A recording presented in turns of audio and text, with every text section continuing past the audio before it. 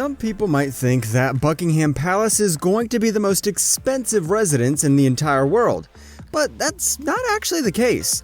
The most expensive house is located halfway across the world from Britain, and it's definitely going to make Queen Elizabeth II jealous. So here is the inside of the most expensive house in the world. Let's dive right into it, shall we? My name is Tila, and Tila. That's the name of the residence that's been stirring up controversy in the Indian as well as the global media. And it's been doing it for all the wrong reasons. Now, we're not going to get into the politics and controversial location of the building, but we are going to talk about the inside of this beautiful, nay, marvelous house. And just like with any other house, it would only be natural if we started this tour off with the entrance.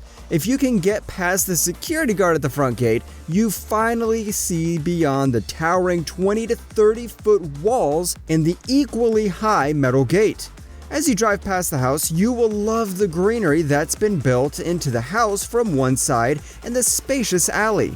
We should also mention that the entrance is where the family likes to create those big and magical decorations.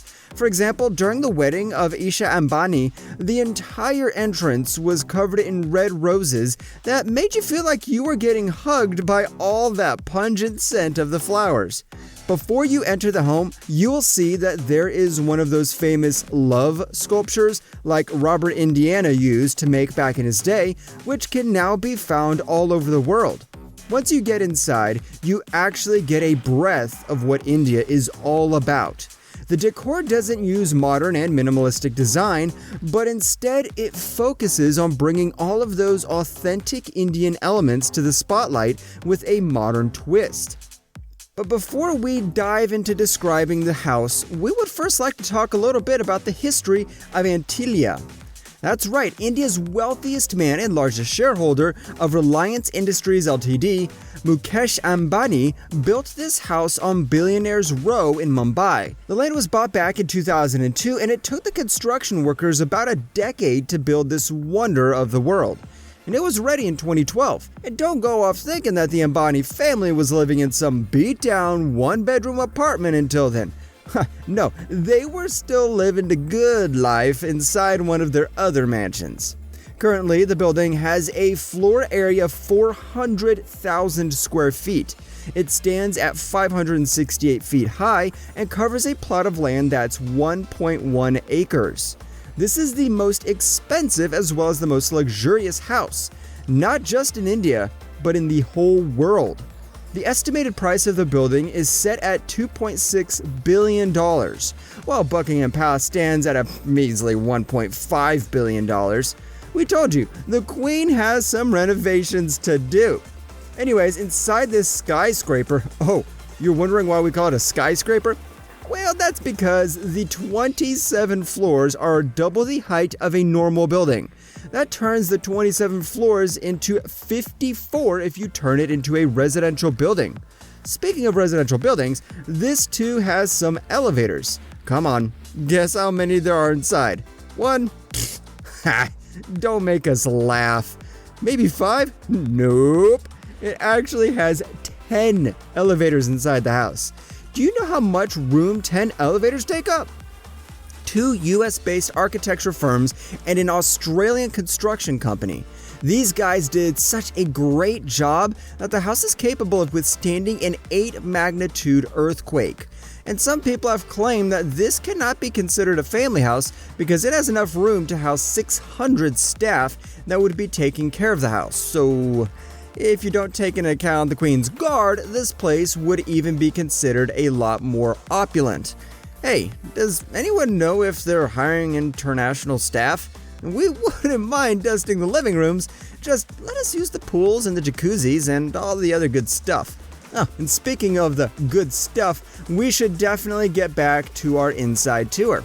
Now, we should mention that if you get to the top of Antilia, on one end, you will be overlooking the Mumbai skyline, and on the other, you will have the Arabian Sea. And if you get to the top, you will actually see not 1, but 3 helipads. Just another reason why it's the most valuable residence in the entire world. And this is what the bedroom of Isha Ambani looks like. Judging from the dress, we're going to say that she's getting ready for some sort of celebration. Still, we can't help but notice all of the lacquered wooden floors and that impeccable wooden spiral staircase with the glass rails. Or take this photo of Nita Ambani standing in the living room. You could see those giant vertical pillars that pierce through several floors, and as it turns out, they go through the living room as well. Now, we can see that the whole living room with the beige carpets and the white marble is beautifully complemented with some of the gold, like that of Ravindir Reddy head sculpture and the golden Sabdo Gupta. Here's another look inside their living room. The Japanese man you see in the middle is Japanese artist Takashi Murakami, who Isha Ambani invited to the Antilia, probably to talk about more decorations. And that is what the inside of one of their 10 elevators looks like. It's spacious enough to carry 7 people, 6 in the group shot and the one taking the photo. And they have those earthly fabrics and mirrorwork details, a picture-perfect corner.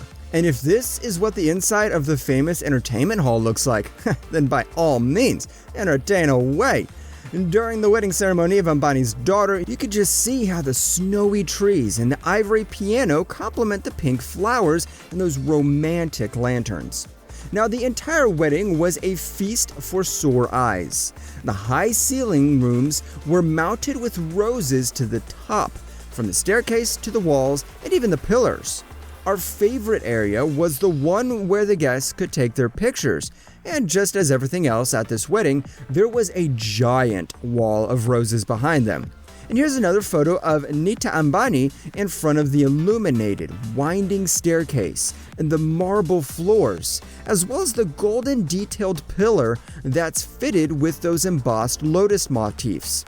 Finally, we wanted to talk about the construction of the house and how the floors are structured. Again, let's start from the bottom and work our way up. The first thing that we have to mention is the fact that there are 6 stories dedicated to parking, which can hold a whopping 168 cars. I don't think that all 6 are vacant. 2 of them are always packed, and it's not because they're always holding banquets at the Antilia. It's actually because the Ambanis have enough cars to fill up 2 stories with cars. And there's even an entire floor that focuses solely on servicing his cars. That's right, there's a mechanic shop in one of the floors. Next up, we should mention that there is a 50-seat theater room where the family relaxes and unwinds after a hard day's work. There is also a dance studio right next to it, a wine room accompanied by a snack bar and the entertainment hall. The best room in the entire house just has to be the shrine room. It's more like a huge balcony with giant statues that you can only see in Indian temples and, of course, a praying room as well as 2 shrines that are right outside on the balcony. This is probably where the family prays and meditates. Speaking of morning routines, the health room is located right above the shrine room and the temple.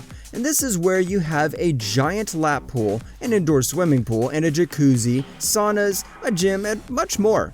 Now, some people have been speculating that the family is planning to build an ice room. This will allow them to enjoy the Alps without going to France. The guest bedrooms are right on top of the health room, and above that you will find the maintenance floor. That big glass section you see near the top is where you have the 2-story health center, which means there is an in-house doctor that's carefully monitoring the health of the entire family. The next 6 stories above the healthcare center are the family's main living area. It's where all of the kitchens, dining rooms, living rooms, bedrooms, and bathrooms are located. This is where the family spends most of their time. At the very top, we already mentioned that there are 3 helipads, which is always a nice place to store the extra choppers. Now, some of you might have noticed that interesting exterior of the house, and we have to admit that this is in harmony with the principles of Vastu. This is where you have straight rectangular rooms, empty corridors, and a lot of bright light coming in from the windows. Check and check and check. Hence the boxy exterior of the house. On a related note, do you think the Mukesh Ambani should have built this opulent residence in the middle of the poverty-stricken area?